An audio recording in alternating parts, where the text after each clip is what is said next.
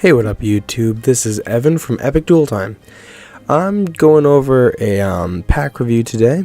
We're doing Turbo Pack 7, and just today, January 3rd, the pack was announced, and what would be inside of it. So I'm just going to roll right down the list. For the Ultimate, it wound up being Ally of Justice Cataster, which is a monster I definitely think deserves the spot, as it's found in almost every extra deck you're going to see in the current meta. In my opinion, there's no better level 5, arguably Librarian, but his effect is nowhere near to the level of Catasters. And Catasters is just a well-rounded synchro, easy to summon, easy to use, always effective. Hopefully someday we'll see a reprint of Brio. Maybe he's an Ultra or an Ultimate. Next up is Book of Moon, was announced as the Ultra Rare.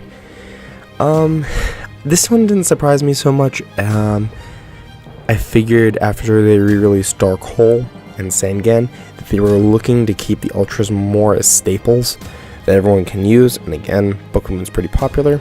There have been rumors of it maybe going to 2, but right now I think it's going to stay at 1 for the new ban list.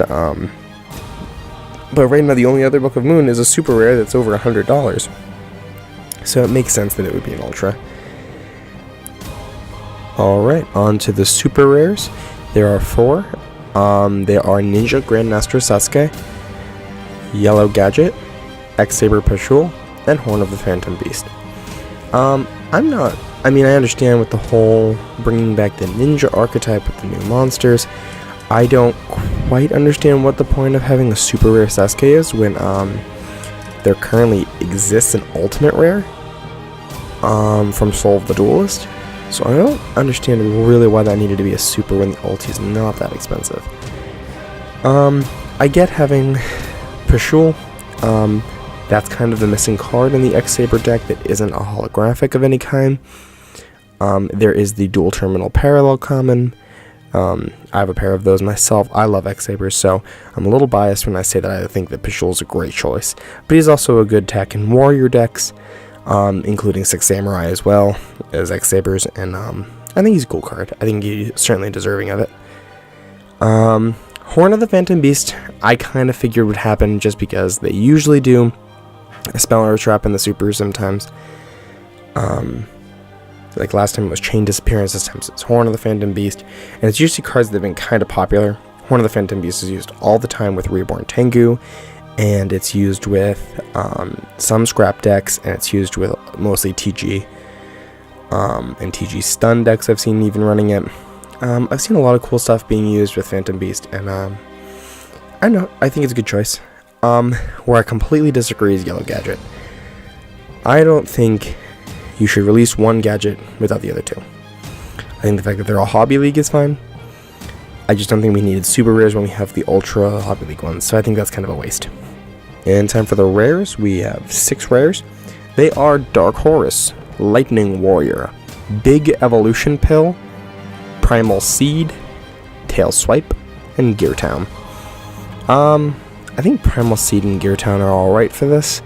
The other ones were just kind of thrown in there. A couple of them are for dinosaurs, obviously, which are coming back, kind of, with the Evolzars and everything, and they're just kind of doing theming on those, and that's fine. The rares are never really, like, a big deal, except when Stardust was done in Armory Arms. Some of the synchros that have gotten done are kind of cool. And on to the commons. Some of these, of course, are reprints. Some of them are still commons. They're just being put back in this as commons. So, there is Searu, Serpent Knight Dragon, Kotodama, Gokapan, Gogo the Gallant Ninja, Herald of Orange Light, Blackwing Sirocco the Dawn, Ninjutsu Art of Transformation, and the Ninjutsu Art of Decoy. I know a lot of people thought that the Ninjutsu arts were going to be maybe put in as rares or supers, but they guess they got the common treatment again. Herald of Orange Light, I'm glad to see as a common. That's kind of a cool card that a lot of fairy decks really like to use. No matter what fairies, some of them just like to use that card.